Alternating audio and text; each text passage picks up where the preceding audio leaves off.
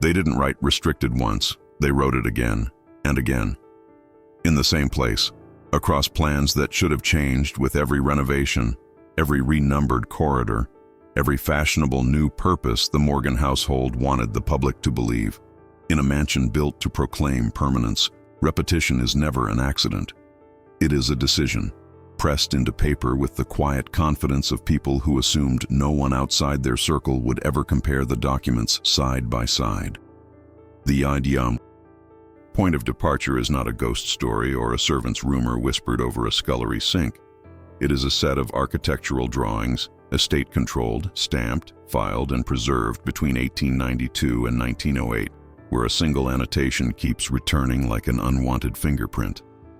A circulation plan, an internal map of movement, the kind of sheet meant for administrators, not guests, who passes where, which corridor connects to which stair, how the machinery of the house breathes behind its carved oak, and gilded plaster.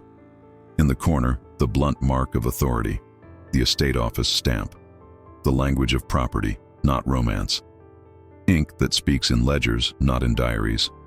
And there, embedded into the body of the house as cleanly as a rib drawn into a chest, sits the anomaly. The area is not sketched as a mistake or an afterthought. It is measured, it is proportioned. It belongs to the volume of the building. It connects to circulation as if it must be reachable, at least in theory. But where? Other rooms declare themselves with names and functions: library, morning room, dressing room, service pantry. This one refuses identification. No indication of use, no label, no shorthand hint. Not even the practical language that estate draftsmen used for invisible labor: linen, coal, store. Nothing. Only the same administrative verdict pressed over that same point: restricted. In houses this large, markings should shift. The Gilded Age was not static. It was restless, addicted to improvement, to expansion, to the constant refashioning of wealth into architecture. Corridors were rerouted, stairwells altered, wings repurposed. A room that was once a nursery became a sitting room. A sitting room became a gallery. Galleries became showcases for new money pretending it had always been old. Even the numbering changes, the banal, bureaucratic churn of a working estate. Yet this single note does not drift. It does not evolve. It stays anchored, as if the house itself was built around the need to keep one small portion of it outside ordinary logic. That is the first signal of intention. Not secrecy in the theatrical sense, but control in the institutional sense. Secrecy can be messy, born of panic, of scandal, of sudden fear. Control is different. Control is planned. Control is repeated.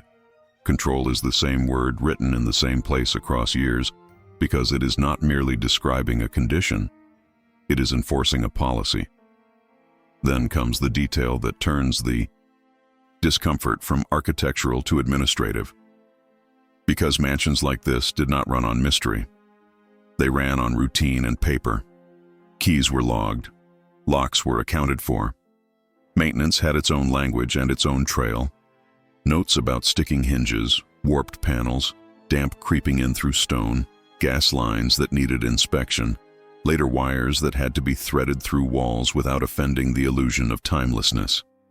Inventories were relentless: furniture, drapery, silver, paintings, staff equipment, even the mundane items that made opulence function day after day.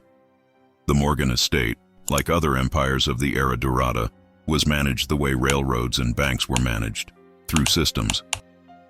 And yet, in the surviving administrative ecosystem around this drawn space, there is a hole. No record of a key associated with it. No note that explains who was responsible for access.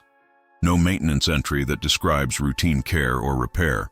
No inventory line that suggests it housed anything requiring such protection. The space exists in the geometry of the mansion, but it does not exist in the normal circulation of estate governance. It is drawn, but not integrated into the paper trail that makes a great house live. That absence is not the same as lost. Lost records happen. Fires, floods, careless clerks, heirs who purge archives to simplify their inheritance or protect a reputation. But the pattern here is too clean. The plans acknowledge the space repeatedly, while the key system refuses to acknowledge it at all. It is as if someone wanted the mansion to admit, on paper, that the space was real, while ensuring the operational machinery of the household treated it as untouchable. A room that can be pointed to, measured, and denied at the same time. This is the partial revelation, and it lands with an unsettling clarity. Someone chose that portion of the house to exist for the engineering of control, not for the normal life of the estate. It wasn't designed as a room that needed a name. It was designed as an exception, a place that would remain defined not by what it was, but by who it was not for. And that distinction matters in the Gilded Age, because wealth did not simply buy objects, it bought boundaries. Access was currency. Access was hierarchy made physical. Who could enter which parlor? Who could climb which stair? Who could move through which hall without being announced? Even among family, access could be staged, regulated, and withdrawn. Entire wings could be sealed to preserve an image, to contain an illness, to hide an unconventional domestic arrangement, to bury evidence of a conflict that money could not completely erase. The mansion, in that sense, was not merely a home. It was a machine for organizing people into levels of permission. So what does it mean when a space exists on the blueprints but not in the key registry? When it is present in the architecture but absent from the household's routine paperwork? It means the builders of this world were thinking beyond comfort and decoration. They were thinking about permanence, about keeping something beyond reach even as ownership passed from one hand to another. When a room is designed to be outside the system, it is designed to survive inheritance. It is designed to resist the very idea that heirs are entitled to everything. If you've ever heard a story like this, an erased chamber inside a Gilded Age mansion, a place whose existence is documented only through repetition, share it below. And if you recognize the pattern of Golden Age secrets, of hidden heirs and forbidden rooms that official narratives pretend don't matter, subscribe before you lose sight of it. This channel exists to reveal what the elite have tried to erase, and the ink on those plans is only the first thin line leading into the shadows.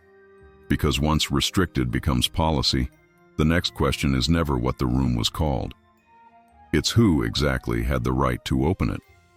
In the Gilded Age, people like to say wealth was made, steel was made, rail lines were made, fortunes were made. But the real power of that era was not the glitter of money.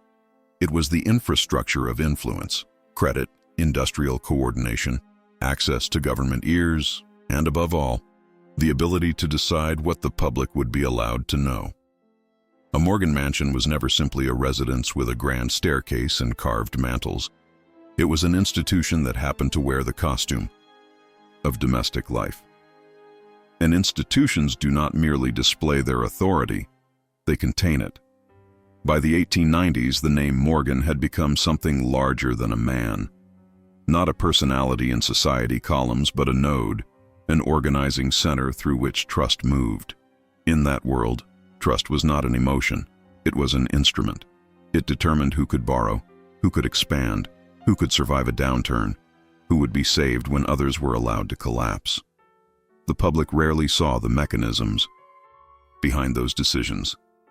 What it saw were gestures, philanthropy, a carefully photographed library, a dinner where the guest list itself was a signal.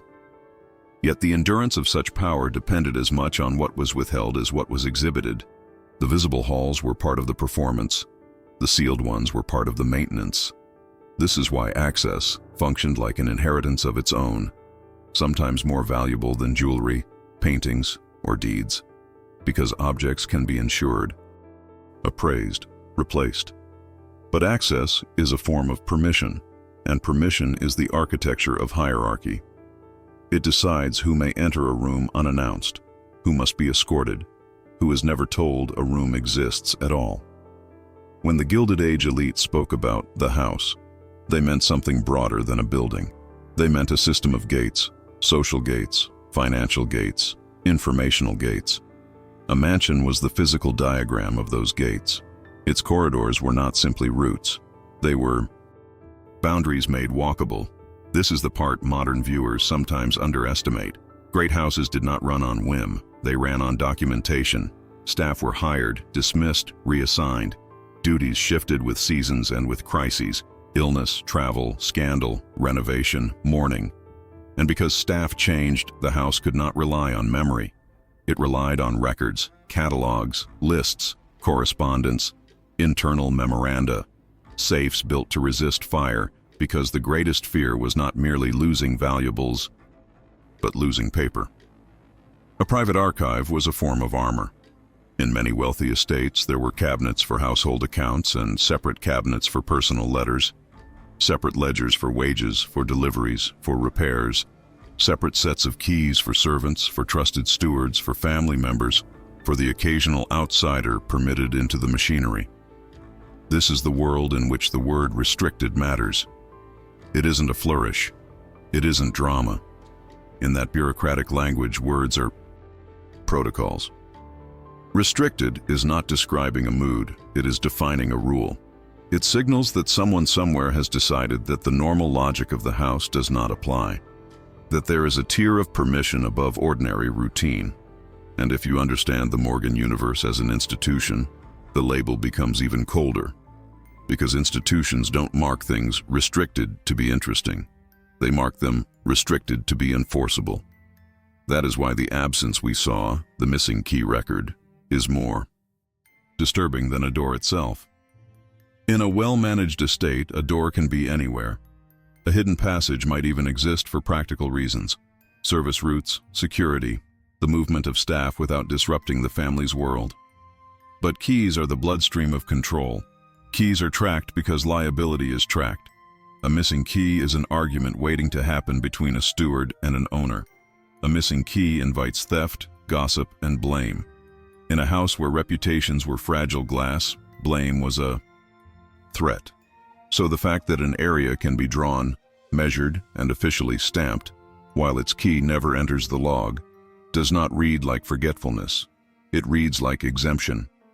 And exemptions are the private language of dynasties. A dynasty does not protect only objects. It protects decisions. It protects alliances that would look unholy in daylight. It protects the vulnerabilities that could be turned into leverage by rivals, newspapers, politicians, or even friends. The Gilded Age was brutal in its politeness. Families smiled in portraits while waging quiet wars with rumor, inheritance law, and press access. A single disclosed fact could change marriage prospects, investment confidence, philanthropic legitimacy. One mismanaged story could threaten a bank's reputation, a firm's stability, a patriarch's aura of inevitability.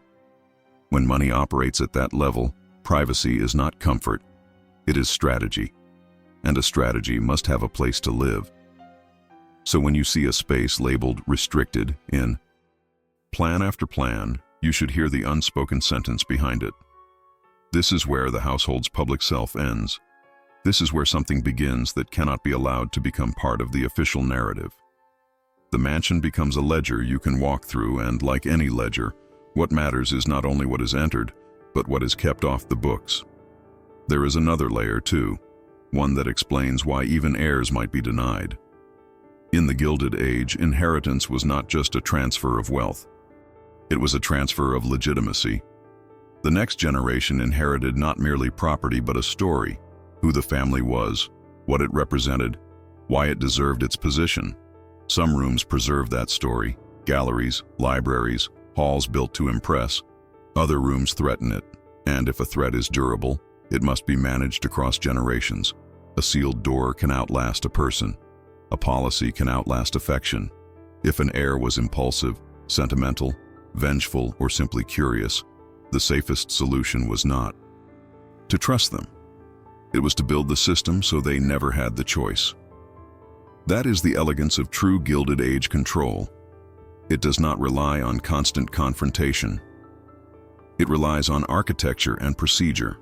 The heir can tour the public rooms, host guests, inherit paintings, inherit debts, inherit the posture of authority, while something else remains untouched.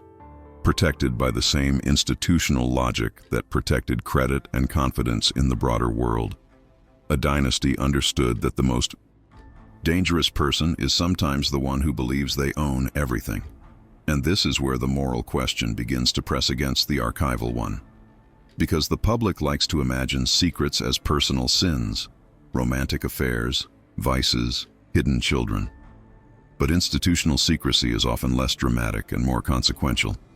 It can conceal the machinery of power itself, how decisions were made, who was rewarded, who was ruined, what promises were exchanged, what compromises were signed in ink that never entered a public record. It can hide evidence of coercion or of private agreements that would have looked like corruption if anyone outside the circle had seen them. It can hide the raw materials of history before history is allowed to happen. Would you have the courage to access an archive like that, knowing it was created to prevent certain things from ever becoming history? Because restricted is not just a warning to staff. It is a warning to time. It is an instruction to the future. Do not look here, and you will be allowed to keep believing the story we left you. The Gilded Age did not survive by building mansions alone. It survived by building belief, and belief requires walls. Now, with that culture in view, the investigation has to return to paper. Not the romantic paper of handwritten confessions, but the dull, stubborn paper of administration, the kind that resists forgetting. Because when a space is restricted for decades, someone, somewhere, eventually has to justify the silence. Even the most disciplined cover-ups leave behind small bureaucratic tremors, a note that shouldn't exist, a transfer order phrased too carefully, an expense that doesn't match any listed room, a line item filed under a category so vague it practically admits its own guilt. And if the Morgan Mansion carried a forbidden chamber through 1892, through 1908, through the shifting needs of an empire dressed as a household, then the question is no longer whether the room was real. The question is, what kind of power required it to stay real, yet unspoken, year after year, as if the house itself had sworn an oath? Once you accept the Morgan Mansion as an institution, you stop looking for a single dramatic confession and start looking for systems that don't quite align. You put the blueprints on one side of the table, those stubborn sheets where restricted appears with almost ritual consistency, and you place the operational paper on the other, maintenance books, repair, requests, carpentry invoices, hardware bills, lock replacements. The kind of documents that exist because houses like this were never allowed to decay in silence. A cracked hinge was not a trivial problem. It was a sound that could travel through corridors. A warped door was not merely inconvenience. It was a liability. And in a world where servants moved like blood through the mansion's veins, every irregularity carried the potential to become a story. This is where the first contradiction arrives, not as a melodramatic discovery, but as a quiet administrative mismatch. Because even a room that is inaccessible in social terms cannot be abandoned in physical terms. If a chamber is sealed and forgotten, it becomes a threat. Trapped moisture, stagnant air, rot creeping into timber, mold blooming behind paneling, pests finding the one quiet place no one disturbs. Stone sweats, plaster cracks, metal oxidizes. The Gilded Age elite, obsessed with permanence, understood that neglect is its own form of exposure. A sealed space still demands attention. Ventilation, humidity control, occasional structural inspection, if only to protect the surrounding rooms that are meant to remain immaculate. So you search for the kind of attention that cannot be avoided. Not a lavish renovation, not a decorative upgrade, but the sober language of upkeep, hinges, bolts, locks, protective metal, reinforcement. You look for anything that implies touch, someone physically interacting with a barrier that the plans imply should remain untouched. And you find it the way you find most inconvenient truths in old estates, in an expense that is too specific to be meaningless and too vague to be comfortable. A service request, a hardware order, not a grand entry, not a headline item, but the sort of note that exists because someone had to approve payment. It mentions hinge replacement, or a lock reinforcement, or the fitting of metal protection to a door edge. Practical, almost boring. Except for E. One detail.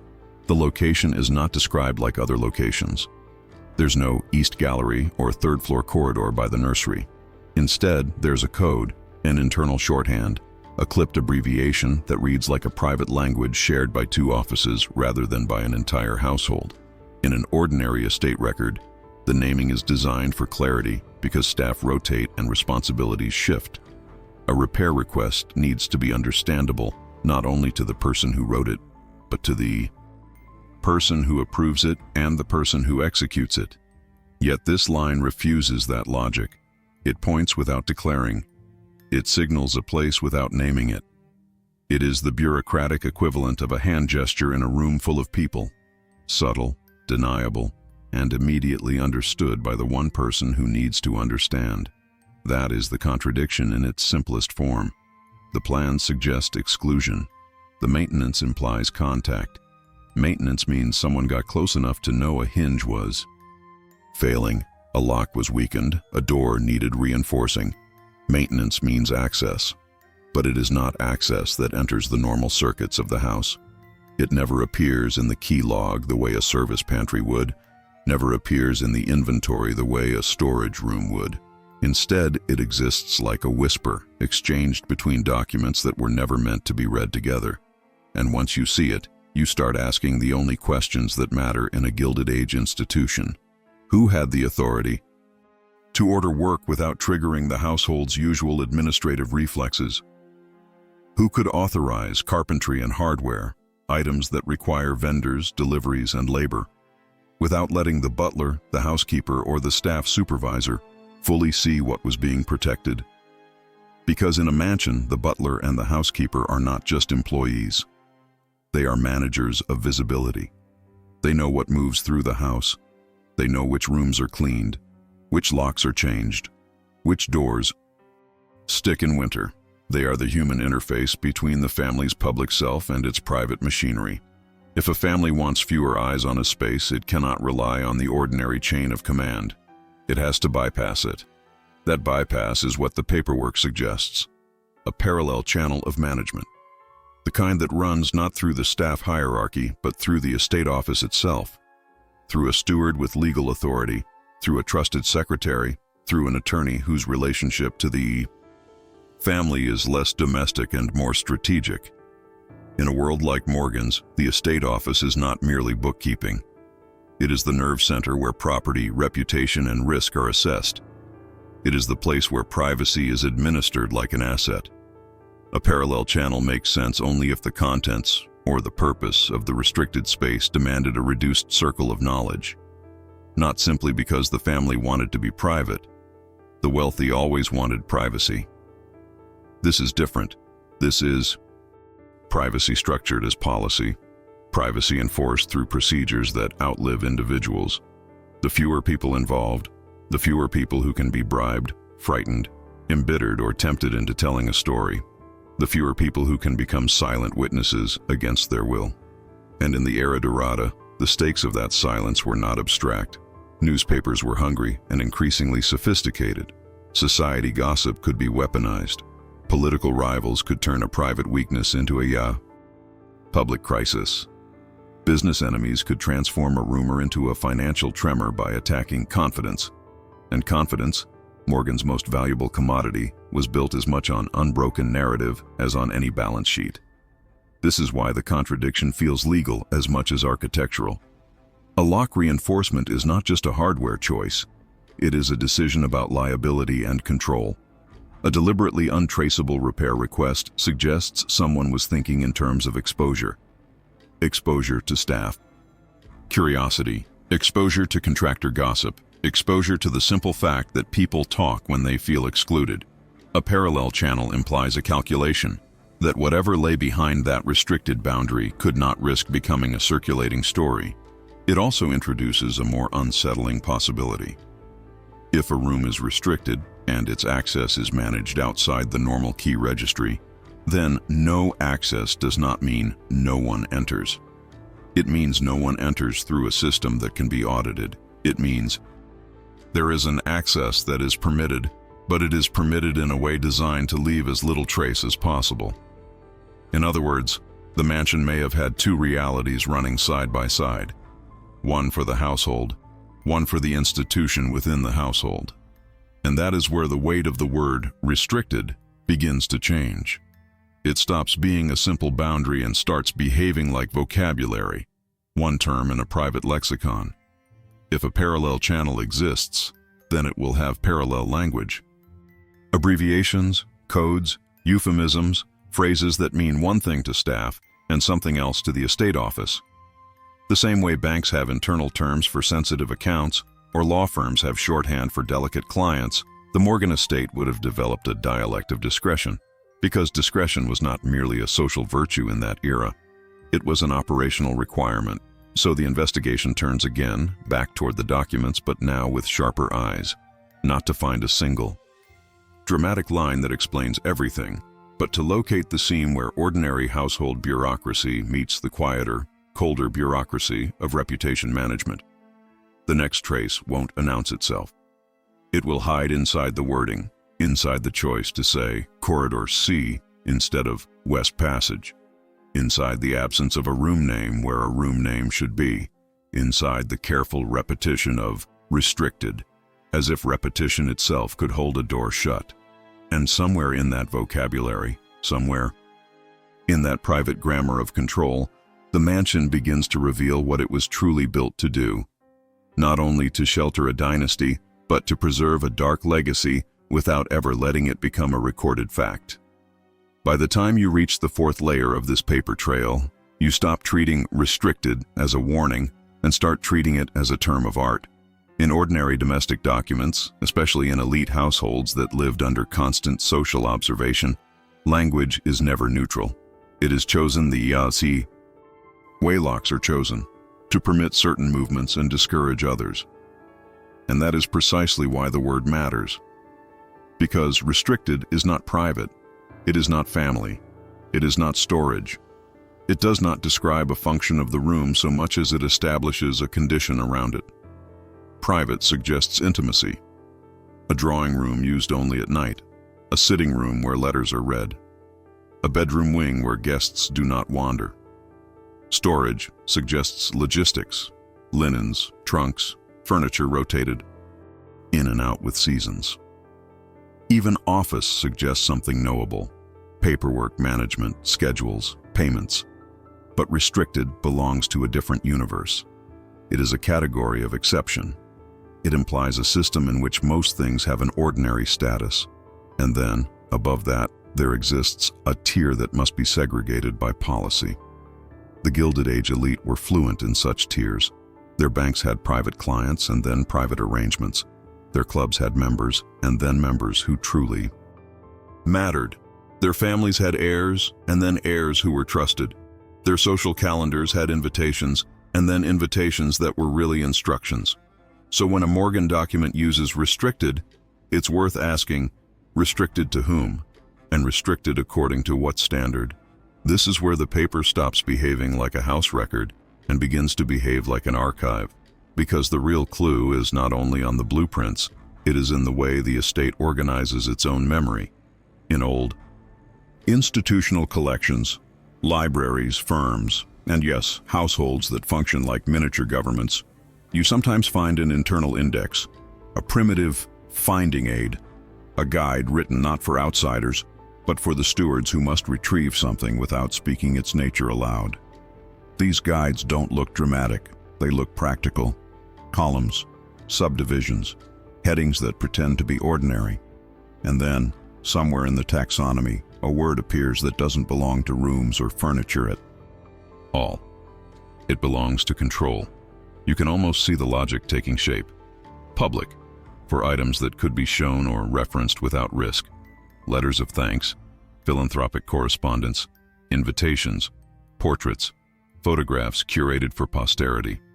Family, for material that stays inside the dynasty.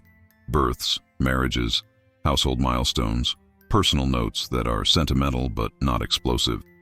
Legal, for the machinery of property, contracts, deeds, wills, trusts, disputes managed quietly through attorneys, and then separated by the cold precision of a final heading. Restricted.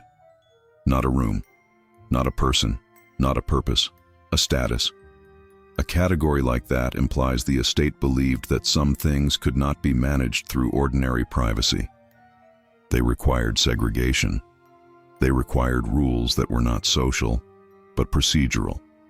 The revelation, partial but sharp, is that the house appears to have had a system of archiving designed for hierarchy, documents and objects circulating through levels of permission, like blood through valves. At the highest tier, the defining feature is not ownership, it is control. Not what belongs to the family, but what must be kept from becoming part of the family story at all.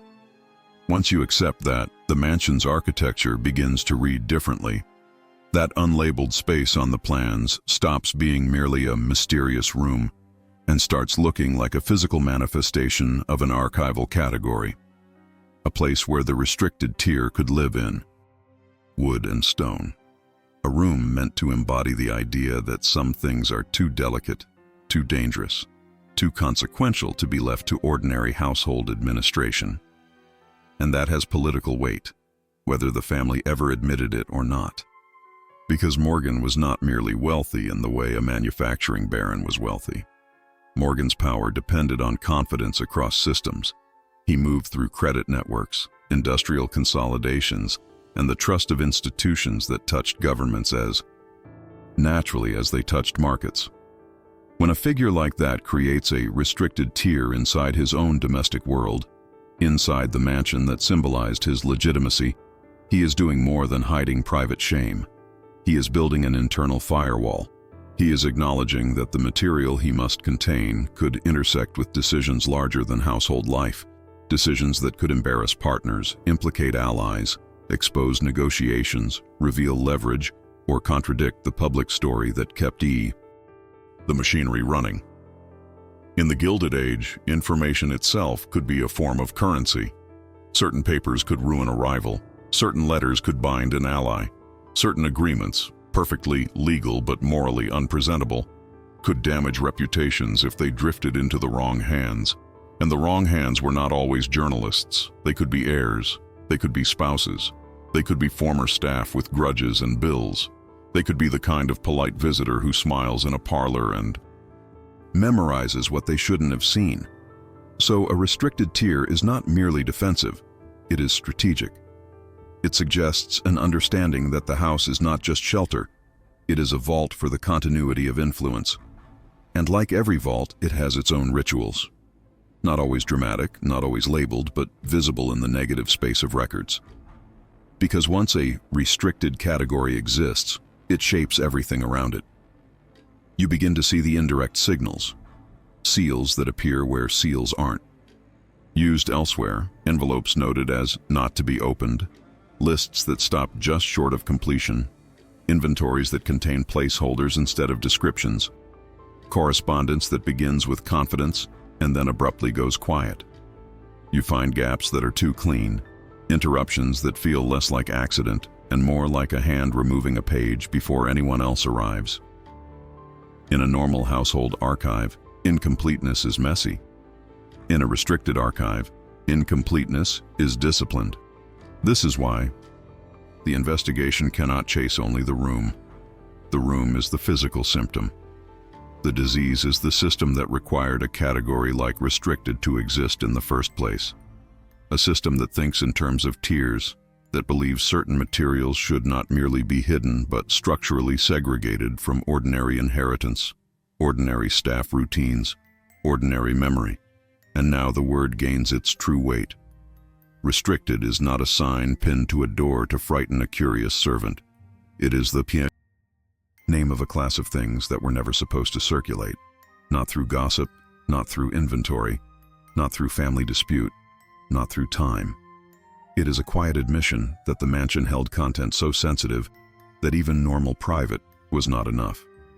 With the category defined, the next step becomes unavoidable. Find what is trapped inside it, and how that captivity shows itself without ever naming the captive. Because when you can't list what you're hiding, you leave other. Traces, broken chains of correspondence, incomplete registers, unusual seals, coded abbreviations that only a tiny circle understood. The prison never announces its prisoner, but it always leaves marks on the walls. And somewhere among those marks, somewhere between a seal that shouldn't exist and a list that ends too soon, the Morgan Mansion begins to show how a restricted world was maintained not by superstition, but by administration that understood one brutal truth. The safest secret is the one that never becomes a story. There's a particular kind of evidence that never arrives like a confession. It arrives like an interruption, a line that stops too early, a sequence that refuses to complete itself, a ledger that behaves perfectly until it doesn't. And in an estate that lived by paperwork, incompleteness is not merely sloppy bookkeeping. It is a signal. It is the sound of a hand pausing, a pen hesitating, a clerk suddenly remembering what their job truly was, not to record everything, but to record only what could survive. This is where the restricted system stops being theoretical and begins to leave fingerprints you can feel. It starts with lists, because lists are the backbone of control. A well-run household lists what it owns, where it is, and who is responsible for it. Boxes, trunks, cases, folios, bundles tied with tape or string. Even when the contents are private, the containers are usually not. They must be moved, stored, protected from damp and heat. And so they are numbered, not for drama, but for efficiency. That is what makes the next detail so hard to dismiss. An inventory that enumerates boxes and then jumps. One line reads as if nothing is wrong. Box 11, box 12, box 13. Then, without explanation, box 17. As though 14, 15, and 16 never existed. Or as though they existed, and someone decided the safest thing was to erase the evidence that they were ever part of a sequence at all. In ordinary circumstances, missing numbers are corrected. Clerks insert notes, misnumbered, combined, removed. Here there is no apology, no clarification, just the quiet acceptance of a gap. On its own, a gap could be innocent. Paper goes missing, pages tear out, but the pattern repeats. A second list refers to containers again, but now the descriptions thin out. Materials instead of titles. Correspondence instead of names. A category that becomes increasingly vague as it approaches the part of the sequence that should, logically, connect to the restricted tier. The closer you get to that boundary, the less the paper is willing to say. Then comes the correspondence record, the kind of log that an institutional household keeps to track incoming and outgoing communications. Not to satisfy curiosity, but to protect itself. Proof of receipt, proof of dispatch, dates, destinations, responsible parties. For a stretch of time that feels uncomfortably specific, the style changes. Full names become initials, where other entries read like respectable certainty, Mr. Judge, Dr. Suddenly you are staring at letters, JH, RS, WM, as if the log itself has learned to whisper. Initials are not inherently suspicious. Many clerks use them for speed, but speed has a pattern. It's consistent. Here the initials arrive like a defensive tactic. They cluster around a period. They hover near other subtle changes. Fewer details, shorter notes, a different hand, a different ink. You can almost imagine the instruction, without ever hearing it spoken. Do not write what you don't want repeated. And then, tucked among legal materials, where you would expect the most disciplined filing, you see an envelope that carries its own strange refusal. A notation like, return to sender. Or worse, do not file. Those words are not casual. They are the opposite of what legal administration exists to do. Lawyers file because filing is memory. Filing creates retrieval. Filing is how institutions defend themselves.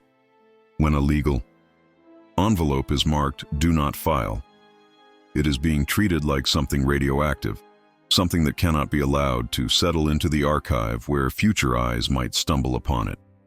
This is the proof, imperfect but heavy, The restricted circuit has real content attached to it, and that content has been deliberately protected against complete reconstruction. No single document tells you what the missing boxes held. No line declares what those initials conceal. No envelope opens itself and offers a clean narrative. But the system reveals itself by the way it refuses to be mapped. Someone, at some point, did not simply hide a thing. They hid the coordinates. That is the adult truth of institutional secrecy. It doesn't always destroy the evidence. Often it does something more refined. It fragments it. It breaks sequences. It changes vocabulary. It removes just enough structure that later investigators can never be fully certain of what they're seeing. The goal is not always to erase the secret. Sometimes the goal is to ensure that any future discovery can be dismissed as speculation. And now the moral weight shifts toward the family. Because once you see that the restricted tier had containers, correspondence, and legal material attached to it, once you see that it had a circuit of handling distinct from ordinary household administration, you also see what that means for inheritance. Modern minds like to believe heirs inherit everything. In the Gilded Age, heirs inherited property and obligation, but permission was something else. Permission could be engineered to remain in the hands of trustees, attorneys, executors, and loyal stewards. Permission could be treated as a separate asset, allocated, withheld, delayed, conditional. A dynasty could pass a mansion to a son while keeping the most sensitive papers locked behind procedures he did not control. The heir could own the building and still be a stranger to parts of it. That is not a romantic twist. It is a practical one.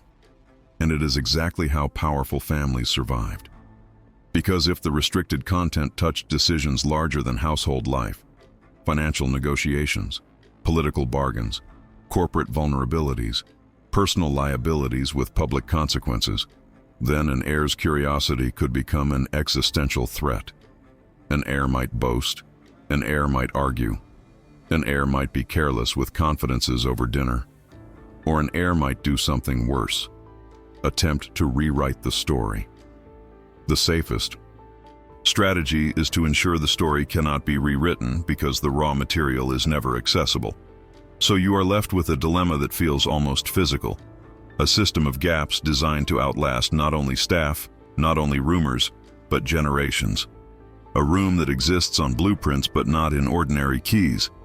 Maintenance that occurs without naming itself.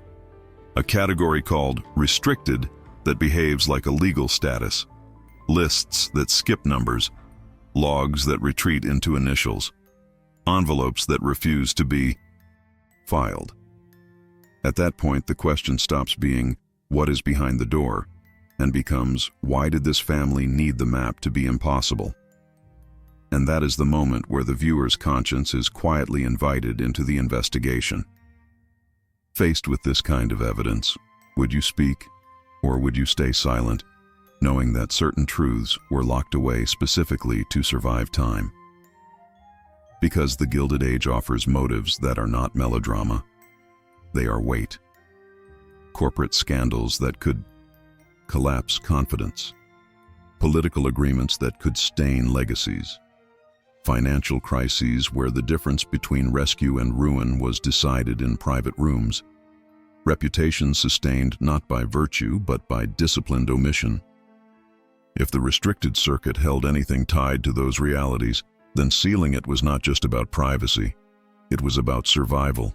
And when lists don't close, when correspondence breaks its own habits, when legal paper refuses to become part of the archive, the investigation is forced to move from the mechanics of concealment to the cause of concealment. Not to solve the mystery, never that, but to understand the kind of world that would build a forbidden room into a mansion and then train its paperwork year after year to pretend it could not be fully counted. At a certain point, the Morgan Mansion stops looking like a private residence with a peculiar blind spot and starts looking like what it always threatened to be, an extension of the market itself. The Gilded Age did not separate home and business the way modern corporate culture pretends to. For men who sat at the nerve centers of credit and consolidation, the domestic sphere was not a retreat. It was another layer of insulation, a place where decisions could be discussed without stenographers, where papers could be handled without clerks, where the architecture itself could enforce discretion more effectively than any office building downtown. And if Morgan's name became synonymous with American financial capitalism, it was because his era treated information the way earlier eras treated gold, as something that could stabilize nations or destroy reputations, depending on who held it and when it was released.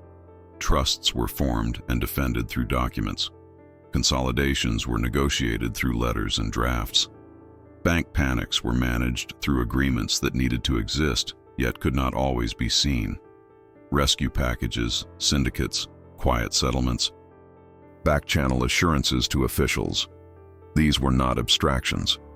They were paper carried in envelopes, copied and recopied, signed and countersigned, then buried where they could not be subpoenaed by public curiosity or weaponized by rivals.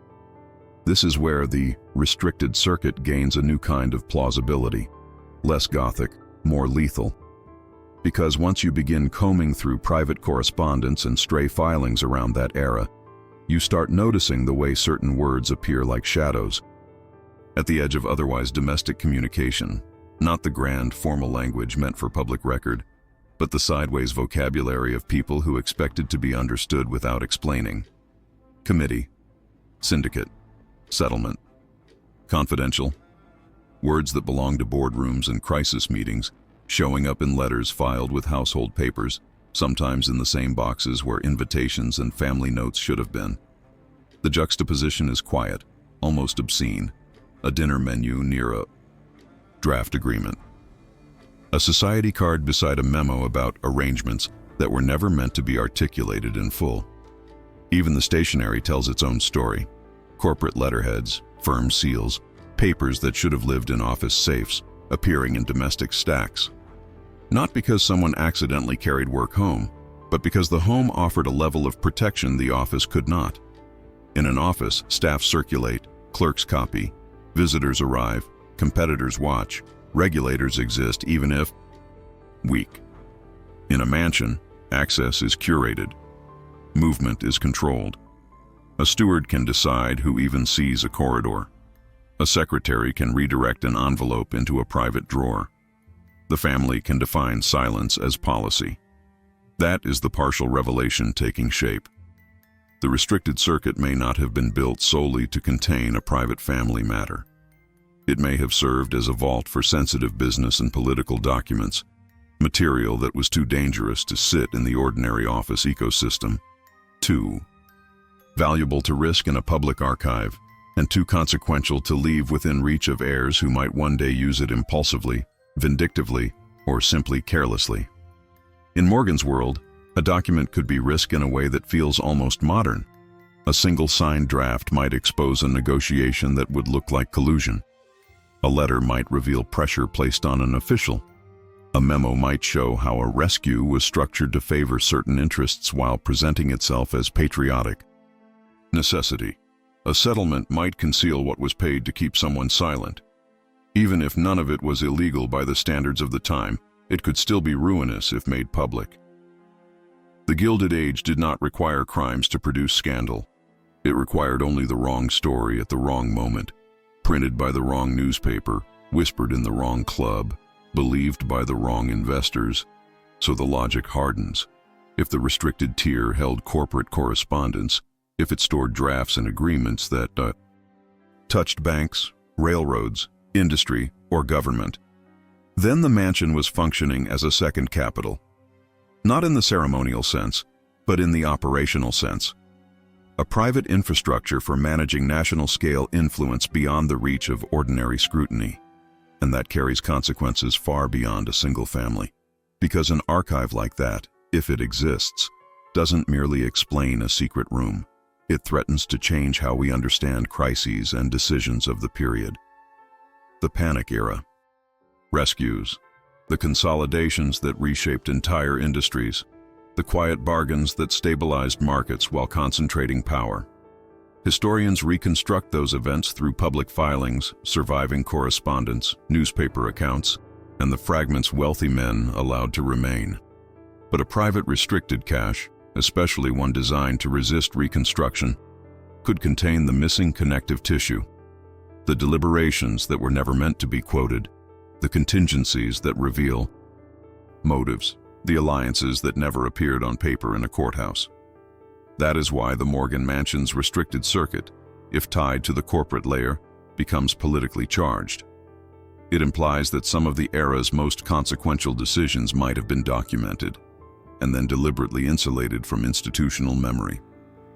Not destroyed necessarily, just held in a place where the state, the press, and even the family's own future could not easily reach. And when something has political value, it demands physical infrastructure and protocol, not just secrecy as a mood, but secrecy as engineering, fire-resistant storage, controlled humidity, limited personnel, coded filing, parallel channels for repairs, keys that don't enter the normal log, categories that separate private from restricted, as if they belong to different moral universes. Public institutions of the time tried to build such systems: banks, libraries, courts. But elite houses often built them better because their incentives were cleaner. A government office answers to laws and budgets. A dynasty answers to legacy, fear, and survival. A mansion can spend what it needs to spend to keep paper safe. It can hire whom it needs to hire. It can silence whom it needs to silence. It can turn architecture into policy without ever publishing the policy. So the investigation shifts again, not away from the house, but deeper into its logic. If the restricted circuit was an extension of the market, then it was built to protect not merely private shame, but leverage. And leverage is rarely static. It requires upkeep. It requires trusted hands.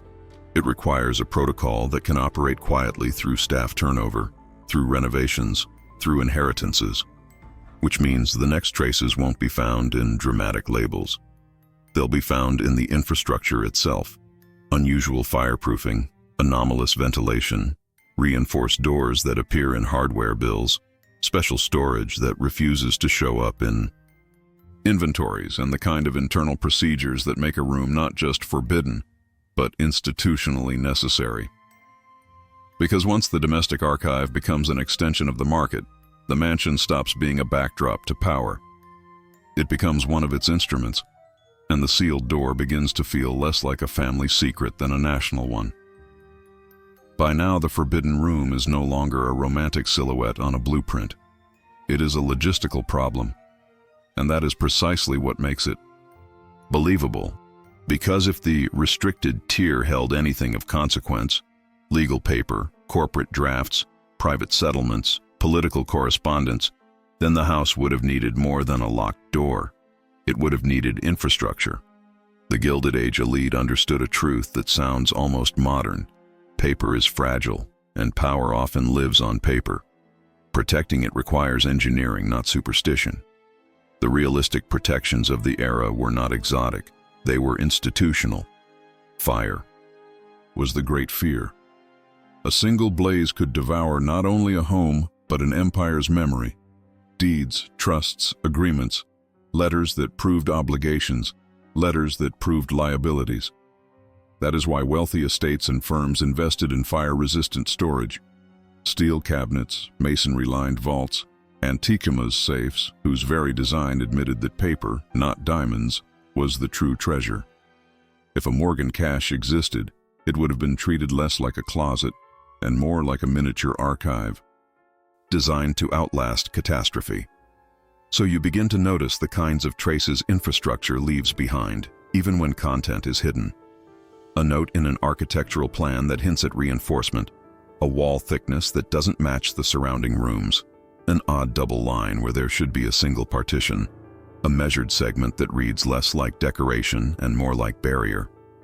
Not a dramatic vault label, those are for public institutions, but the quiet geometry of something built to resist heat, resist intrusion, resist sound, resist time. Even ventilation becomes telling. A sealed space cannot be entirely airtight without inviting decay, but it also cannot vent freely without exposing itself to the house's normal rhythms. So the solution is minimal, controlled airflow, enough to prevent damp and mold, not enough to advertise the space's presence through drafts, grills, or maintenance routines that attract attention. Then the administrative evidence aligns in a way that feels almost cold. A purchase order for fireproof cabinets, a hardware bill listing steel units rather than wood, a line item for reinforced hinges or special lockwork. But again, the location refuses clarity. Instead of library or office, there's that familiar evasiveness, a corridor code, an internal abbreviation, a destination that only makes sense to the small circle trained to understand it. And this is where the revelation becomes difficult to soften. You do not build exception-grade infrastructure to protect an ordinary room. You do it to protect what can cost power. A household might lock away silver. It might secure jewels. It might restrict a private study for reasons of decorum. But none of those require the discipline of fireproof storage, controlled isolation, reinforced barriers, and a route designed to keep traffic invisible. Those measures are chosen when the risk is not theft alone, but exposure. Exposure through fire, through gossip, through the slow entropy of staff movement and curiosity. The most telling element in a mansion built around hierarchy is not the cabinet or the wall. It is the route. Great houses were designed with two circulations, the world the family inhabited and the world that made the family's world possible. Grand stairs and galleries for display, narrow back corridors and service stairs for labor. That much is ordinary. But a restricted circuit suggests something even tighter, an access path that avoids not only guests, but staff. A route that does not merely separate servants from family, but separates a small, trusted function from the servant ecosystem entirely. In practical terms, that might look like a door that opens onto an obscure landing, reachable from a study or a state office rather than from a service hall. It might look like a passage that bypasses the usual staff traffic points, pantries, linen closets, supply rooms, places where eyes naturally gather. It might be a stair segment that exists on paper, but doesn't belong to the daily choreography of cleaning and meal service. A movement line designed not for convenience, but for concealment, to let someone carry papers, unlock cabinets, inspect seals, and leave without becoming part of the house's gossip economy. Because staff, in a Gilded Age mansion, are not merely workers. They are a social network. They are memory. They are the bloodstream of rumors. Even loyal staff talk among themselves. They notice when a door opens once a month instead of never. They notice when a locksmith is summoned. They notice when an unfamiliar man arrives and is taken upstairs without explanation. And the elite understood that the simplest way to prevent a story is to prevent the observation that creates it. So the mansion becomes two houses layered inside the same walls. There is the house that is performed, the polished corridors, the rooms named in society columns, the spaces designed to impress and reassure. And there is the functional house where power is handled like an instrument, where paper moves through controlled channels, where certain doors belong not to domestic life, but to institutional necessity. This is the social consequence that rarely appears in histories told through portraits. The architecture of wealth doesn't just display hierarchy, it produces parallel realities. One reality is for public consumption. The other is for management. Management of assets, management of risk, management of narrative. In that second house, a restricted room is not an oddity, it is a logical endpoint.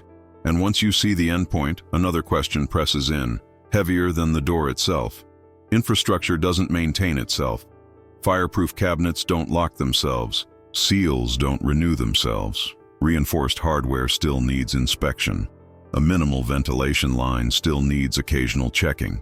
If the restricted circuit remained intact across years, across renovations, staff turnover, shifting family dynamics, then the continuity was not guaranteed by the owner alone. Owners die, owners travel, owners lose focus, owners change their minds. Continuity comes from a human mechanism, the person whose job is to remember what everyone else is trained to forget, not the celebrated patriarch whose portrait hangs in the hall, but the guardian who lives in the administrative shadows, the estate officer, the trusted secretary, the attorney with keys that never enter the log, the quiet figure who understands the parallel vocabulary and the parallel route because they are the root, which means the investigation is forced toward its most delicate territory yet. If a forbidden room is truly a controlled archive, someone kept it that way. Someone enforced the category. Someone decided when it was opened, who entered, what was removed, what was resealed, what was never to be written down. And in a house built to erase traces, the guardian is often the only trace that still breathes, on paper, in initials, in signatures that recur, in handwriting that appears precisely where the record begins to whisper. A sealed room does not stay sealed by architecture alone. It stays sealed because a person, quiet, persistent, and structurally trusted, keeps it that way. That is the lesson the Morgan papers begin to teach once you stop searching for a dramatic key and start watching for the hand that keeps returning to the same places in the record. In institutions, continuity rarely belongs to the figure whose portrait hangs in the hall. It belongs to the functionary whose name is rarely spoken in public, whose authority is real precisely because it operates in silence. This is where the absence of a key registry becomes more than an anomaly. It becomes a strategy. In any well-run house, especially one large enough to require an estate office, a steward, layers of staff and vendors, keys are the anatomy of security. Keys are tracked because responsibility must be assignable. When something goes missing, when a door is found open, when a lock fails, the first question is always the same. Who had access? The key log is not just a list. It is a mechanism for blame, and therefore a mechanism for discipline. It keeps staff honest. It keeps managers accountable. It keeps the house governable. Which is exactly why the missing key registry is so unsettling. Because if a restricted space exists, and it is maintained, and it is reinforced with special hardware, then keys exist. They have to. But if the keys never enter the log, it suggests that the estate understood an uncomfortable truth. The log itself would be a confession. A record of keys is a record of existence. A record of issuance is a record of access. Even if no one ever reads it, it is the kind of paper that can surface later, in litigation, in inheritance disputes, in an archive donation gone wrong, in a clerk's mistake. The safest way to keep a secret room from becoming provable is not merely to lock it. It is to prevent the house's own bureaucracy from admitting in an auditable form that the lock matters. So the key registry vanishes, not because the household was careless, but because the household was careful. And careful systems tend to produce a different kind of trace, a human one. As the routine paperwork accumulates, purchase orders, repair authorizations, vendor accounts, internal notes that glance at restricted access without ever describing it, a signature begins to appear with a familiarity that is almost monotonous. Not everywhere, not on menus, not on staff wages, not on ordinary deliveries.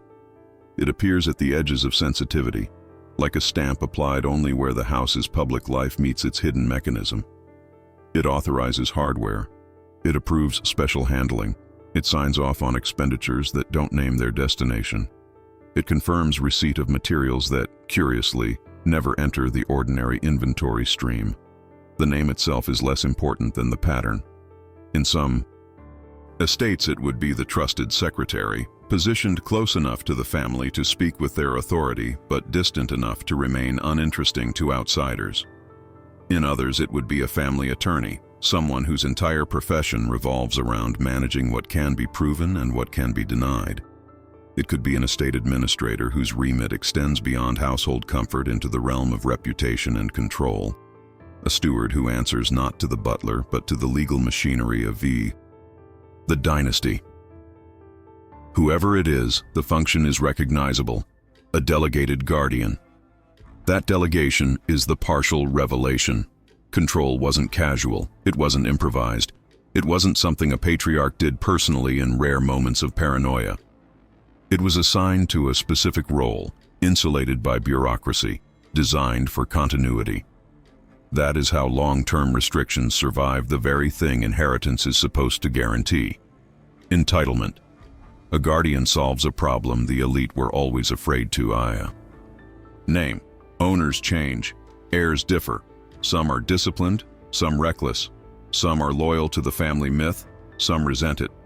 But the restricted tier, if it held leverage, liability, or unpresentable truth, could not depend on the temperament of whoever happened to inherit the house. So it depended on an office.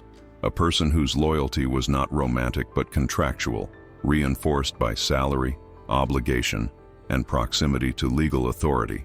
And this is where the missing log becomes morally corrosive. Because a key registry is not merely a list, it is a limit on power. Without it, access becomes unprovable. No one can later prove who entered, what was removed, what was copied, what was altered, what was quietly destroyed. The archive becomes sovereign, not because it is sacred, but because it is unaccountable. It exists in a space where the usual tools of truth, records, audits, chain of custody, are deliberately absent. In a dynasty, that absence can be framed as protection. Protection from thieves, protection from scandal, protection from the press, protection from rivals. But protection always has a shadow. If no one can prove who entered, then no one can prove who manipulated. The guardian becomes the only living hinge between the visible house and the hidden one, and the rest of the family, even the heirs, become dependent on an arrangement they cannot fully inspect. That is why the signature's repetition feels so heavy. It suggests not just administration, but stewardship of silence. The recurring hand implies a continuity of access that outlasts curiosity, outlasts staff turnover, outlasts the shifting domestic theater.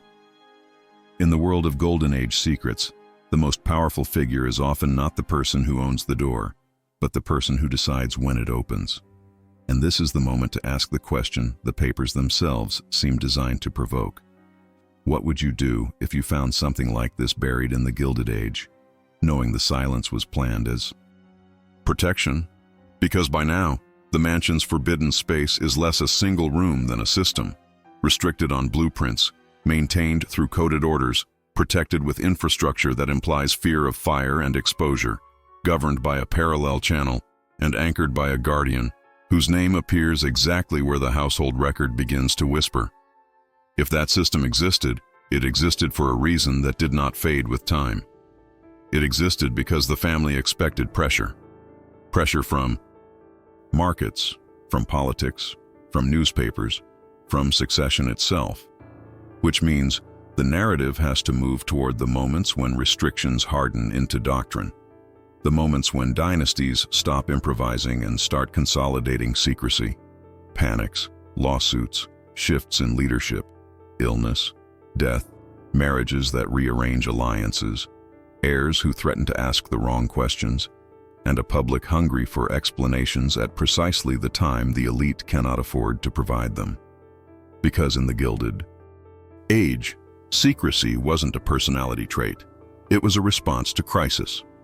And crises are where the locked doors tend to tighten, not with a click, but with an entire household quietly learning a new rule. Some parts of the house are not yours, even if your name is carved into the stone outside. 16 years is not a flourish in an archive. It is a habit that becomes doctrine. It is long enough for fashions to change, for a staff to turn over twice, for renovations to rewrite the roots of a house, for a child to become an adult and begin asking questions no one rehearsed answers for. In the Gilded Age, restrictions often softened when the danger passed, when an illness ended, when a scandal cooled, when a bitter lawsuit settled, when the press found a newer appetite. Or they hardened only briefly around a crisis and then dissolved into the ordinary blur of wealth. But in the Morgan plans, between 1892 and 1908, the word remains where it should have drifted. Restricted, again and again. Tethered to the same point in the mansion like a weight tied to the ankle of time. That persistence is not just administrative, it is psychological. It reveals what a dynasty feared enough to keep rehearsing, year after year, without ever letting the rule become casual. You can feel the discipline in the repetition. A clerk may change. A draftsman may change. An architect may revise. Yet the notation stays as if someone higher up insisted on it with the same quiet pressure that insists on certain names never being spoken in certain rooms. It is the paper version of a hand held up in mid-conversation. No drama, no explanation, just the understanding that the subject ends here. And if the restricted space had been guarding something temporary, the system would show fatigue. The locks would become ordinary. The language would relax. The parallel routing would be absorbed back into household routine. Instead, the opposite occurs. The longer the years stretch, the more the restriction feels like part of the house's skeleton. Not a measure taken because of one event, but a structural feature of the Morgan world. Something the dynasty believed would remain dangerous even after the people who created the danger were gone. That is the first grim implication. Whatever sat inside that circuit was not meant to be outlasted by silence. It was meant to be preserved by silence. The second implication is even sharper, because it points toward the one factor that should have dissolved secrecy and instead seems to have strengthened it: inheritance. In theory, inheritance is the moment when private barriers weaken, property shifts, authority shifts. The new generation claims entitlement not only to objects but to spaces, not only to rooms but to knowledge. Yet the restricted category doesn't loosen with time. It behaves as if time itself is part of the problem. That suggests the dynasty wasn't merely defending its public image from outsiders. It was defending its internal machinery from its own bloodline. In the Gilded Age, heirs were not always treated as successors in the sentimental sense. They were treated as variables. Some were disciplined, some impulsive. Some understood the choreography of restraint, others chafed against it. A dynasty built on confidence could not afford an heir who mistook curiosity for courage. A single careless disclosure at a dinner table could detonate years of careful narrative. An argument between siblings could become leverage in the hands of attorneys. A resentful son or daughter could hand a journalist the very story the family had spent decades training the house to suppress. Power in that era was not simply a pile of assets. It was an ecosystem of controlled perception. And heirs, paradoxically, could be among the greatest threats to that ecosystem because they believed, with the confidence of birth, that no rule applied to them. So the persistence from 1892 to 1908 begins to read like an institutional confession.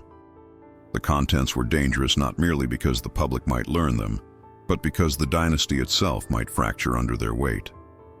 Something inside the restricted tier, agreements, responsibilities, vulnerabilities, seems to have been judged too consequential to be allowed into the ordinary inheritance stream.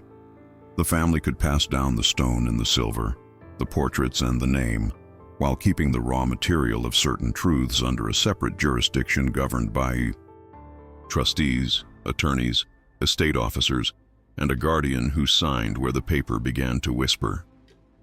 It is here that the mansion's two-house reality becomes almost unbearable to imagine. In the public house, heirs walk the galleries, pose for photographs, host guests under chandeliers meant to reassure the world that continuity is effortless. In the functional house, a parallel order persists: coded purchases, reinforced hardware, fireproof cabinets delivered to unnamed destinations, initials in Manayondani, correspondence logs, and a restricted category treated not as a warning, but as a classification of sovereignty. The heir may inherit the visible halls and still be treated as a risk factor to the invisible ones.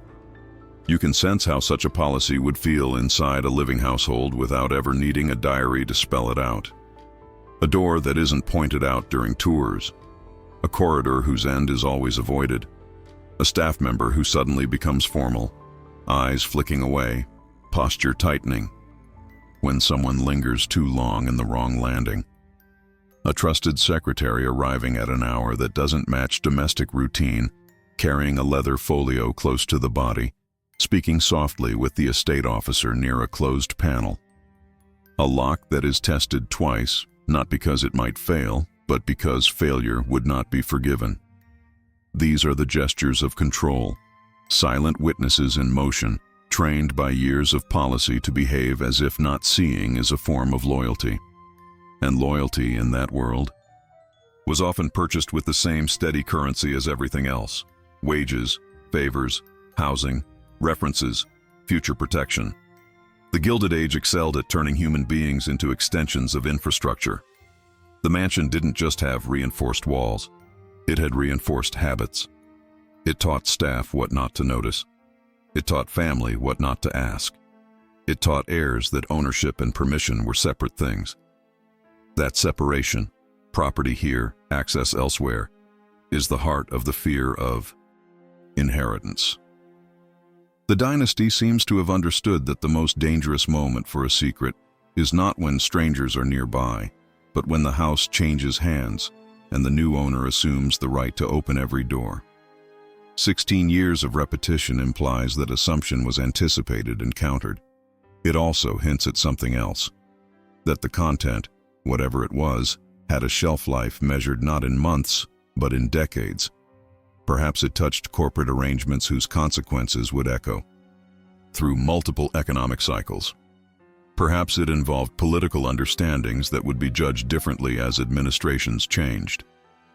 Perhaps it contained liabilities that could become explosive if a later generation, less disciplined or more morally ambitious, chose to correct the family story. Or perhaps it held evidence that certain philanthropic acts, so loudly praised in public, were designed to counterbalance something darker behind the scenes. The Gilded Age was full of such compensations, public virtue constructed like architecture, brick by brick, to obscure a private weakness the family could not erase. But the key is this: the persistence suggests the family did not believe the risk would expire naturally. If the risk were merely reputational, time might dull it. Newspapers forget. Society moves on. But if the risk was structural, if it could alter legal control, shift trusteeship, expose obligations, or undermine the dynasty's internal legitimacy, then time would not heal it. Time would only increase the number of people who might eventually stumble into it. Time would only multiply the heirs, multiply the grievances, multiply the possible betrayals. This is why the word restricted begins to feel like a defensive theology. Not a temporary fence around a wound, but a permanent doctrine of containment. It tells you the dynasty assumed that someone in the future, perhaps someone with the Morgan name, might be tempted to open the chamber and use what they found. The restriction, therefore, becomes a quiet statement about discipline. Power is not just inherited, it is enforced. And the enforcement may need to protect the dynasty from itself. In stories of Golden Age secrets, the audience often expects an answer, an item, a person, a scandal with a single name. But the Gilded Age didn't always hide a single explosive fact. Sometimes it hid the relationships between facts, the connective tissue that reveals motive, the sequence that proves intent, the chain of letters that turns rumor into a structure of responsibility. That kind of content is precisely what families work hardest to keep from heirs, because heirs are the ones most capable of turning private knowledge into public rupture, whether through carelessness, ideology, revenge, or a misguided desire to cleanse a dark legacy. The persistence from 1892 to 1908 becomes, then, a kind of timeline of fear. Each repeated notation is a pulse. Each year the category survives is another year. Someone judged the door too risky to treat like ordinary property. Each revision that keeps the label intact is another confirmation that the restriction was not weakening with age, but hardening into the family's operating system. The house did not forget the forbidden room. It remembered it on purpose. And when fear is structural, the next step in any honest investigation is to stop treating the mansion as a closed universe. A private archive may be sovereign inside the house, but it still lives in the same decade as the outside world. It still breathes the same air as newspapers, lawsuits, congressional hearings, public reports, economic panics, and social whispers. If the restricted circuit protected something that mattered, It likely cast a shadow beyond the mansion's walls, a shadow that might be visible in coincidences, a sudden change in press tone, a lawsuit that vanishes without explanation, a public report that abruptly omits details, a name that disappears from columns, a timeline that doesn't quite close. So the story pivots outward, toward the external record, not to resolve the mystery, but to test its gravity. Because the most dangerous secrets rarely sit isolated, they tug at the world around them. And somewhere, between a society page and a financial bulletin, between a court docket and a banker's announcement, there may be a gap that lines up too neatly with the mansion's disciplined silence, like a ledger where one line is carefully crossed out, and beneath, the ink, the indentation of the original name, still catches the light. To understand a private archive, you have to stop treating it as a sealed universe. The Morgan Mansion could build walls thick enough to mute footsteps, but it could not build walls thick enough to mute history. The years between 1892 and 1908 were not quiet years. They were years when the country learned, again and again, how quickly confidence could turn to panic, and how easily the machinery of wealth could become the machinery of government. In that climate, the public record begins to behave like a mirror. It cannot show you what the private world locked away, but it can show you the pressure that made locking feel necessary. Method matters here, because the temptation is always to chase a single scandal. But the Gilded Age rarely offered secrets in neat packages. What it offered was atmosphere, an environment in which paper could become explosive without anyone committing a crime that a court would bother to name. Trusts were rising like iron frameworks across the economy. Consolidations were swallowing competitors whole. Labor conflicts were sharpening into national spectacles. Politics was being pulled by financiers on one side and reformers on the other, with newspapers learning the modern art of turning insinuation into public appetite. The era's crises did not merely happen in the streets or on the stock exchange. They happened in correspondence, in drafts, in quiet agreements that were never intended to be read aloud. So you do what investigators of Golden Age secrets learn to do.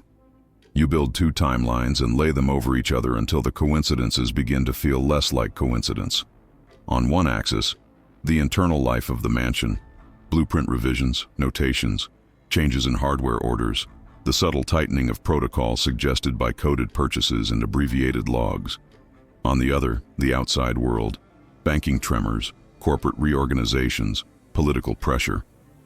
Points, moments when the press grows bolder, when hearings multiply, when the language of public interest begins to threaten private empires. And almost immediately, the public era offers you reasons why a private archive might start behaving like a fortress. Consider the simple reality of financial panic. When confidence collapses, the story people tell about why it collapsed becomes as dangerous as the collapse itself. The Panic of 1893, for example, is often remembered as a wave that swept through markets, but in elite circles it also functioned as an interrogation. Who knew what? When did they know it? What assurances were made behind closed doors? What promises were exchanged to stabilize one institution while others were allowed to fail? Those questions leave paper trails that can look like prudence in the moment and like manipulation in hindsight.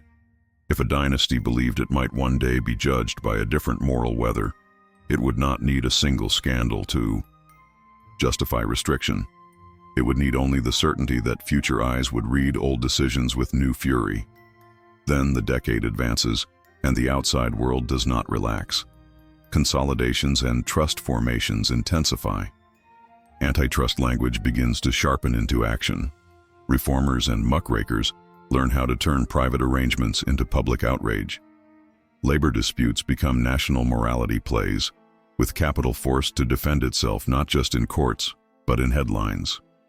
Railroads, steel, banking, the very systems that made dynasties possible, are increasingly treated as matters of public fate. In such a climate, an archive isn't just memory, it's vulnerability. A letter that was harmless when written can become damning when reprinted. A draft agreement that once looked like efficiency can later look like conspiracy. A settlement that once preserved stability can later look like hush money. Now watch what happens when you line those pressures up against the mansion's quiet. Repetitions. A blueprint revision appears near a period of heightened financial anxiety. A hardware bill for reinforcement clusters around a moment when newspapers grow more aggressive in their language about concentrated power. The notation restricted, which never quite disappears, begins to feel less like a static label and more like a heartbeat that quickens under stress. Not because the room itself changes, but because the world outside is changing how dangerous paper can become. If the restricted cache held corporate drafts, committee notes, syndicate arrangements, or confidential political correspondence, then every public tremor would have been felt inside the estate office like a distant earthquake. The response wouldn't be theatrical, it would be procedural. Tighten access, reduce names to initials, reroute handling through the guardian, reinforce the physical barrier, keep the key out of the registry that could be subpoenaed by time. This is the point where the public record becomes most useful, not because it reveals the content, but because it reveals motive with plausible weight. A dynasty doesn't need to be guilty of something sensational to fear exposure. It needs only to understand that public legitimacy is built on selective proof. The Gilded Age elite were masters of curation. They curated what the press saw, what the public heard, what philanthropic institutions preserved, what family histories chose to emphasize. And curation is only the gentle face of control. The harder face is exclusion, deciding what will not be archived in a reconstructible way. Here the exterior mirror shows its sharpest edge. When elites control what is archived, they control what the future can prove. Historians can infer, journalists can suspect, rivals can whisper. But proof requires chains of custody, complete sequences, intact logs, identifiable names, documents that settle into public repositories where they can be compared and authenticated. A restricted system that fragments sequences, skips numbers, abbreviates names, marks envelopes, do not file, keeps keys out of registries, does more than conceal. It attacks the possibility of proof itself. It turns the archive into a sovereign territory whose borders are enforced not by law, but by architecture and procedure. And once you accept that, you begin to see the private archive responding to the world like a living thing. Not in visible reactions, but in small administrative shifts. A change in handwriting density, a new style of notation, a sudden preference for euphemism, the appearance of words like confidential in places where they were once unnecessary. Even the timing of maintenance takes on a new tone. Reinforce a lock when pressure rises. Upgrade fireproof cabinets when public scrutiny intensifies. Keep the restricted label unaltered when everything else in the mansion evolves, as if stability in that one corner is itself a form of defense against a world that refuses to stay stable. None of this proves what was inside. It doesn't need to. The adult move, the only honest move, is to resist turning absence into certainty. But you can still build plausible hypotheses sustained by signals rather than fantasies. The restricted circuit could have held sensitive corporate drafts tied to reorganizations and rescues. It could have held political correspondence that blurred the line between private influence and public decision-making. It could have held settlements, internal committee notes, or records of obligations that would have complicated the dynasty's clean public portrait. Or it could have held something even more structurally threatening, documentation that would fracture inheritance narratives, revealing that the dynasty's internal legitimacy depended on a silence engineered into stone. What the exterior record offers is not an answer, but gravity. It tells you the world was heavy enough to justify building a private system of proof control inside a mansion.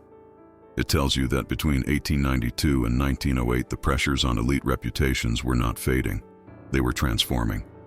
And transformation is when careful families stop trusting luck. So the story prepares to shift into its final, restrained phase. Not a parade of accusations, not a melodrama of missing heirs, but a disciplined set of possibilities. each anchored to what the documents actually do. Repeat, restricted, maintain without naming, root access outside normal staff circuits. Fragment lists, abbreviate names, refuse filing, and persist across the very years when public scrutiny of power sharpened into something that could outlive any single man. Because the most revealing moment in this kind of case is often not when you find a hidden document, but when you realize the system was built so that finding it would never be enough. And somewhere in that realization, the public world and the private world briefly align, like two sheets of paper held up to the same lamp. A newspaper column that suddenly goes vague where it should be specific. A public report whose language grows careful at the exact point it should become detailed. A court docket with a line that reads, "Exhibits sealed." And beneath it all, back inside the Morgan mansion, a blueprint edge darkened by repeated handling, where the same small word sits over the same point in the house, as if the ink itself has been trained to keep a door closed. By the time the outside world has been laid against the internal paper trail, the most honest move is not to declare what was inside the restricted space, but to ask what kind of content would require the label to survive for 16 years with such disciplined consistency. That is where rigor matters. Not fantasy, plausibility, not certainty, structures of motive anchored to the signals the mansion actually leaves behind. The repeated notation, the missing key registry, the parallel management channel, the coded locations, the fragmented lists, the correspondence that retreats into initials, the legal envelopes that refuse to be filed. From that evidence, three hypotheses rise with the most historical weight. The first is the corporate hypothesis, that the restricted circuit protected sensitive business documents tied to consolidations, rescues, and arrangements that underwrote financial power in that era. This fits the most cleanly with the mansion behaving like an extension of the market, corporate stationery appearing where it shouldn't. The sideways vocabulary of committee, syndicate, settlement, confidential, and the practical reality that documents could become liabilities as public scrutiny evolved. It also explains the parallel channel. An estate office and a trusted legal administrative figure could maintain custody outside normal staff circuits, precisely because the risk wasn't domestic embarrassment. It was reputational and political damage that could ripple through institutions. If this is true, restricted wasn't guarding a scandalous object. It was guarding leverage and vulnerability in paper form, protected from audits, rivals, and future heirs who might misunderstand what discretion was buying them.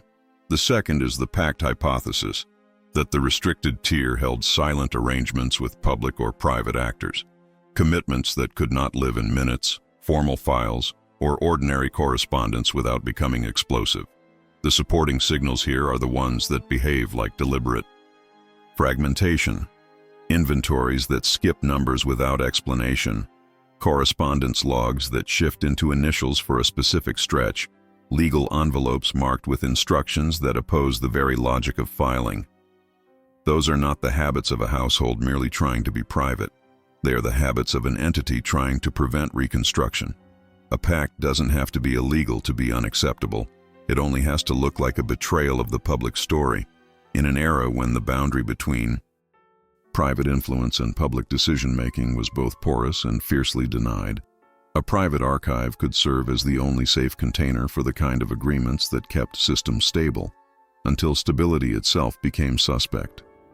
The third is the dynasty hypothesis, that the restricted label survived because the vulnerability was internal. An heir, a dispute, or a personal fact with legal implications that could alter succession, trusteeship, or legitimacy. This is where the missing key registry becomes the sharpest instrument. If the greatest risk was an heir discovering something and using it, out of resentment, moral zeal, or simple carelessness, then the system would be built not only to exclude outsiders, but to exclude those who believed themselves entitled. The persistence from 1892 to 1908 begins to read like policy designed to outlast family moods. The absence of a key log functions as engineered denial. If no one can prove who entered, no one can prove what was known, and Therefore, no one can force the dynasty to admit a truth that could fracture its internal story. In that scenario, restricted becomes less a door sign than a legal posture, an institutional way of saying, this does not become evidence. And here the final partial revelation is conceptual, not sensational. The central mystery isn't merely what was in there. It's why was it necessary to construct a system that made proof almost impossible.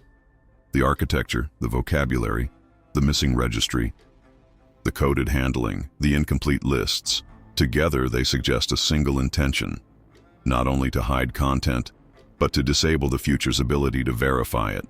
That has a contemporary consequence that reaches beyond the Morgan Mansion. When the boundary between private archives and public history breaks, the public is forced to confront a hard truth. Memory can be administered like finance, managed, segmented, protected, withheld, and released on terms that serve legacy rather than truth. The Gilded Age did not just concentrate capital. It professionalized control over access, over narrative, over what could be proven. So the investigation returns, as it must, to the solid evidence and the discipline of method. Not to overstate what can't be proven, but to state clearly what can. The repeated, restricted notation across 16 years. The administrative absence where a key registry should live. The maintenance that implies access without naming. The infrastructure that suggests fireproofing and reinforced control. The fragmented inventories and interrupted correspondence. The recurring signature that hints at a delegated guardian. Those are the stones you can stand on without pretending you've reached the other side of the door. And in cases like this, Golden Age secrets sealed into mansion walls, that restraint is the only thing more powerful than speculation. Because the elite didn't always win by keeping facts hidden. Sometimes they won by making certainty itself impossible, leaving the future with a room that exists on paper, a system that refuses to confess, and a silence engineered to survive the people who built it. The Morgan Mansion leaves no single confession, only a pattern so disciplined it becomes its own kind of testimony. Restricted returns on the plans from 1892 through 1908, with a consistency renovations should have disturbed. A space is drawn, measured, integrated into the body of the house, and yet denied the dignity of a name. The key, registry, an estate's basic anatomy of security, refuses to acknowledge it, as if the very act of logging access would be an admission too dangerous to leave behind. The lists won't close. Box numbers jump like missing teeth. Correspondence retreats into initials when it should be most specific. Legal envelopes carry instructions that reject the logic of archives. Do not file. Return to sender. Leave no trail. And through the seams of routine paperwork, the same signature reappears at the precise points where the household record begins to whisper, suggesting a guardian, a function, a delegated continuity that outlived moods, staff, and even the comfortable illusion that heirs inherit everything. Then the physical world catches up with the paper. Fireproof cabinets ordered to unnamed destinations, reinforced hardware and controlled routes that avoid common circulation, minimal ventilation where decay would otherwise betray neglect. The infrastructure of control, quiet, practical, and expensive, built for one reason, not to protect a room, but to protect what a room could cost. That is the heart of this story. The shock is not only imagining what might have been kept behind that boundary. The deeper shock is recognizing the competence, how a dynasty can turn documents into instruments of power and access into a moral frontier. In the Gilded Age, secrecy wasn't merely a personality trait, it was an administrative art. A private archive could be engineered to survive crisis, survive inheritance, survive reform, survive time, while disabling the future's ability to prove what it held. And that is where the lesson turns outward, beyond the Morgan halls. Public history depends on what was allowed to survive, and what survives is often the version most useful to those who already won, clean enough to be displayed, incomplete enough to resist challenge, elegant enough to become tradition. When the elite lock an archive, they don't just lock away paper, they lock away the future's evidence. They lock away the arguments that might have rewritten reputations, redistributed blame, or revealed how power truly moved through a century that pretended it was simply progress. If you want to keep analyzing what the elite tried to conceal, and what still remains sealed inside archives built not to speak, stay with us. Some secrets survive only because those who feared them left no one to tell the truth.